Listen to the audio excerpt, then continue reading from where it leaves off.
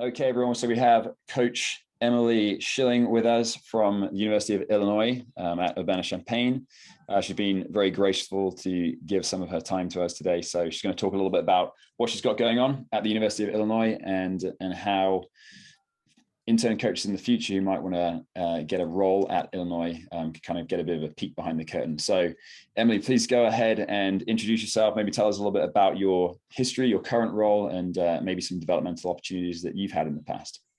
Sure. Thanks, Coach. Obviously, I'm Emily Schilling. I'm the Associate Strength and Conditioning Coach here at the University of Illinois. I specifically train volleyball in both men's and women's golf here. I'm originally from Wisconsin. I did my undergrad at Wisconsin lacrosse. Originally thought I wanted to be a personal trainer.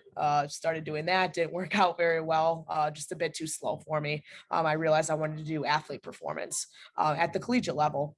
So obviously volunteered at the University of Wisconsin lacrosse, got my feet wet in the Division III realm there, enjoyed it, loved it. And I moved on to the University of Northern Colorado, and I was out there for 3 years unpaid. I specifically had men's and women's track and field, as well as women's swimming and diving out there, all to myself for 3 years. So that was quite the experience as a very young strength coach. Obviously, I also got experience with football, volleyball, basketballs, tennises, softball teams like that. Like I said, I was out there for 3 years. I moved on to the Villanova University out in Philly. Again, only paid, a stipend of $1,000 a month. And I had the throwers, volleyball, both rowing teams, and men's golf while I was there, while also helping football in both lacrosses. From there, at age, I think it was 26, I finally got my first full-time job at Hofstra University, which is on Long Island out in New York. I had 6 teams there: basketball, softball, soccer, both tennises, and women's golf. I was there for 2 years, and I just finished my 5th year here at Illinois. And like I said, I have volleyball and both golf teams, and have recently become or obtained the title of associate head within the past year. So that's a little bit about my background, and I guess how I came from being, a volunteer all the way to, being an associate head here. That's awesome. So what you're saying is you've lived in pretty much every state and had every single sport under the sun. That's wild. I had 10 addresses in 9 years. So the Oh moving thing was not new to me by any means. No, well, hats off to you. That's really impressive stuff. And obviously you made big impacts where you were to be able to, get the teams you're working with and then move on, around the country and get those references for sure. That's awesome. So obviously you having had all these developmental opportunities along the way before, like you say, getting your first full-time role around the age of 26, you were presumably part of a number of different intern cohorts or working as a GA or whatever it might be. So specifically as it pertains to where you are right now at the University of Illinois, with your current intern groups, can you give us an idea of what the typical week looks like for them in terms of, is it Monday through Friday? Is it typically run into the weekends, and the hours? Like, what are the kind of responsibilities that they should expect if they were to come to Illinois? Sure. Yeah. I think it kind of depends, I guess, how maybe serious the intern is, about collegiate strength conditioning first and foremost, and how much time that they're willing to give. So we get a little bit of everyone. We get, some students that are here on campus and, they're not quite sure if this is what they want to do. So they're more of a shadowing opportunity with us, anywhere from maybe, 8 to 15 hours a week, just depending what their schedule allows. We've also had interns here in the past, quite a few, that are willing to put in upwards of 30, 35, 40 hours a week and really, dive in head first and get a feel for what it is like to be a Division I strength and conditioning coach, and what the daily, I guess, quote unquote, grind feels like as a full-time, assistant on staff. So, we have anyone from, again, 8 hours a week to up to 40 hours a week. And it just depends. Are they students here? Are they coming from out of town? Are they actually moving here for the semester and, finding an apartment and paying rent? It just kind of depends. Some semesters, we have a tribe of, 6, 7 of them. And then other semesters, maybe it's just a little bit slower. And we could maybe only have 3 interns. It just depends the time of year, depends who's looking for internships. Absolutely. Yeah. No. So what I hear there is there's some flexibility dependent on potentially the stage of their professional development they're at, whether they're just trying to get their feet wet and understand if it's something they really want to pursue, or maybe, like you say, you have those coaches that are truly bought in and they're looking for that full-fledged development of that 40, maybe 40 plus hours per week and really kind of getting stuck in. So that's really, really cool to hear. With that, in terms of developing these coaches, and hopefully, right, the goal is for all of us as internship coordinators is to help our young coaches move on, and whether it's move on to a next developmental opportunity or a next actual paid role, maybe as a first assistant or maybe as a graduate assistant. When you're looking to develop your coaches at Illinois, there's so much to cover in the field of strength conditioning, which is difficult to do if you just have an intern coach for a single semester or maybe even 2 semesters. So can you maybe touch on a little bit of your internship development program, or maybe you call it a curriculum or something? So what kinds of things might developing coaches learn while they're at Illinois with you guys? Sure. Yeah. So during the actual school year, fall semester, spring semester, we have a 16-week curriculum, education curriculum set up. During the summer, it would be 8 weeks because that's the middle of June to end of July, give or takes about 8 weeks. So summer's a little bit different, a little bit more advanced. Or particular in the topics that we talk about in the summer. But for example, it is fall 2021 right now. We have 16 weeks going with our interns. We meet formally 1 time a week, and the rest of the education, questions that they may have, things that we want to pick their brain on, just kind of happens organically off the cuff, in and around training sessions. We're sitting here in the morning before golfs get started, we're drinking coffee, we're just having a conversation on the fly. But that once a week where it is formal hour and a half, we as a staff sit down and there is very specific topics of what we are going to talk about. It's your basic stuff. We talk about warm-ups, we talk about change of direction, work, linear speed, energy system developments, periodization, how to program 4 weeks, 8 weeks, 12 weeks, a whole 52-week annual cycle. We go over how to develop your portfolio, your cover letter, your resume, how to put references, in your portfolio, and how all of that fits together, how to do interview prep, we go over. So that's just kind of a snippet of what we do. But everyone on staff, all 6 full-timers and our 2 paid part-timers, we all get involved every single week, and all hands on deck educating our intern staff. Mm-hmm.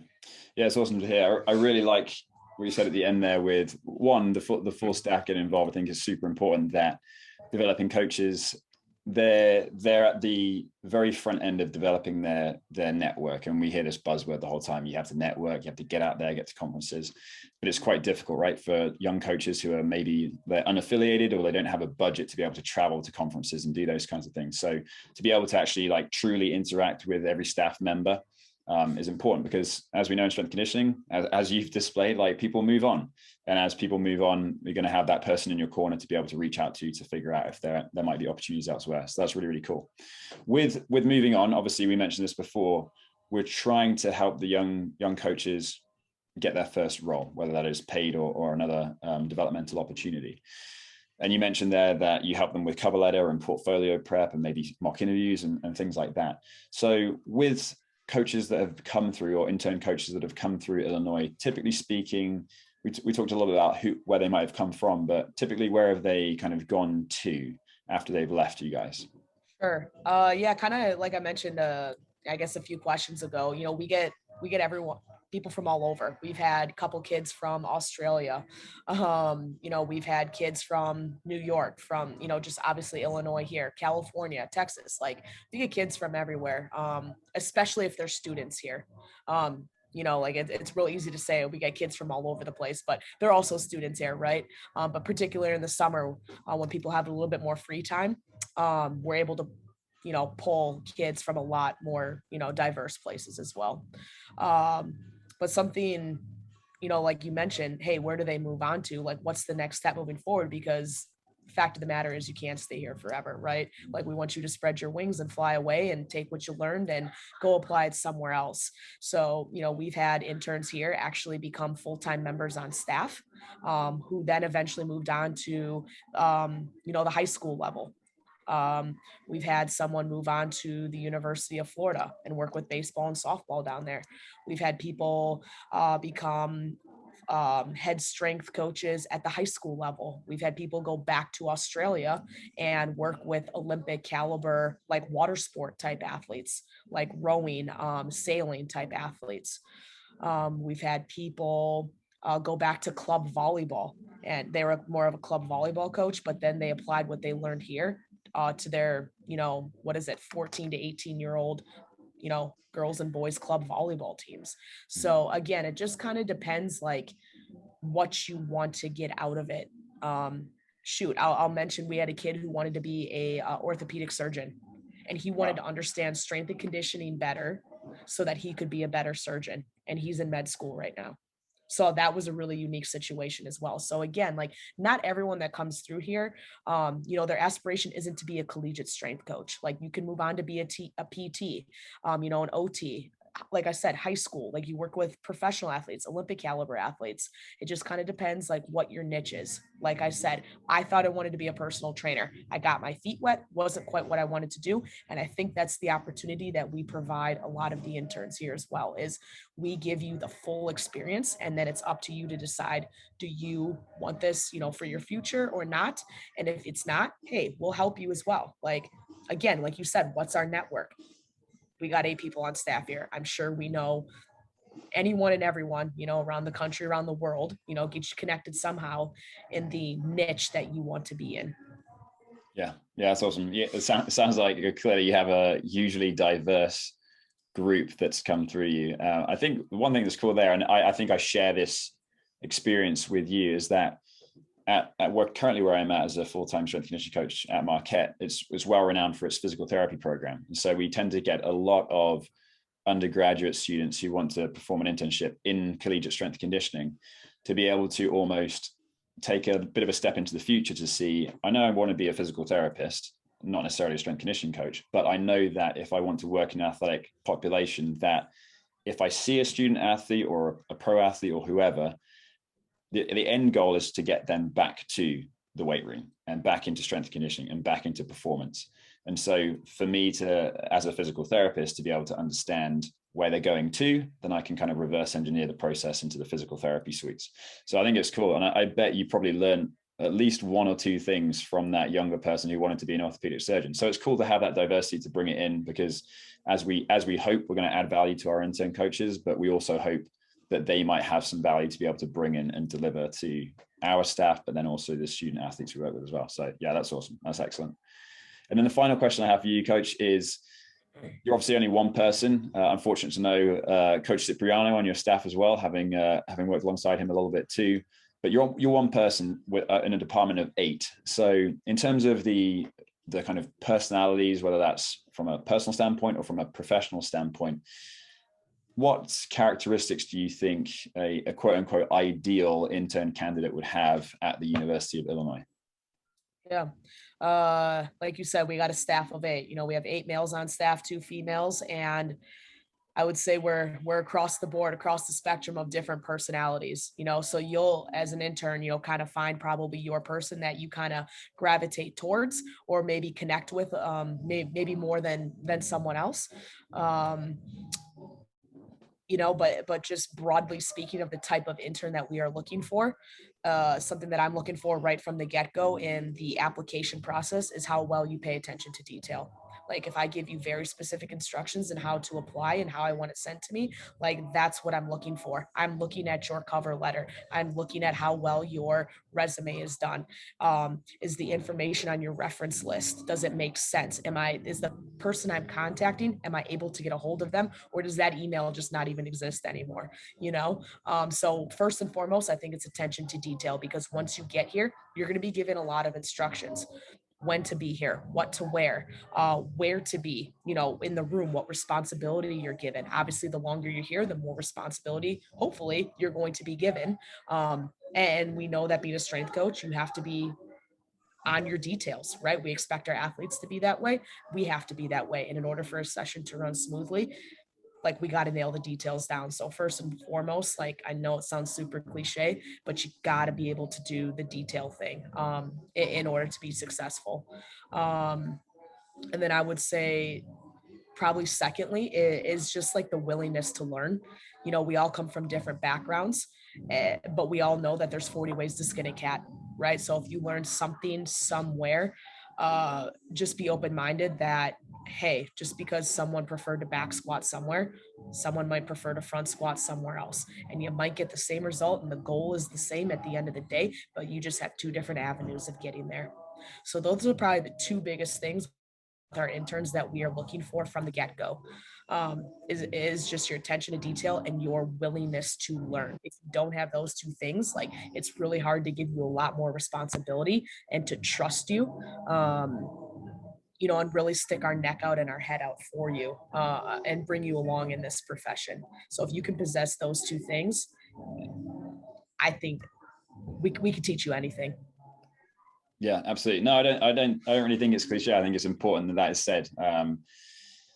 You know, is attention to detail kind of slipping away at the current time? I don't know, but I definitely think I would certainly say that the intern coaches that I've seen that have done well and excelled in the past have been those that have been super detail oriented. They are on their mark, from day one. And importantly, that doesn't fade. You know, it's not like they get comfortable with their situation and they start to slide. The detail is there all the way to the end. So that's great. And secondly, what you said about being open and willing to learn all the time. I think it's pretty common for young coaches, especially that are towards the end of their undergraduate career as a senior. They kind of have that sense that they know all of the theory and now they're just going to step into a role and it's going to be very easy for them. But as we all experience in our professional career, we kind of get kicked off the top of that knowledge curve and drop into that Dunning-Kruger effect of really not knowing anything at all and having to relearn it, you know, when it gets to where the rubber meets the road. So I couldn't agree with that more. That's fantastic. Great. Well, Coach Schilling, I super appreciate your time. Let the record show that you are one of the first that's recorded a video here for My Momentum Connect. So I can't wait to hopefully connect you guys with some aspiring coaches who want to come and develop their craft and sharpen their sword at Illinois. So really appreciate your time. And obviously the application material and information is at the bottom of this webpage. So Coach Schilling, thank you very much. Awesome. Thanks, Coach.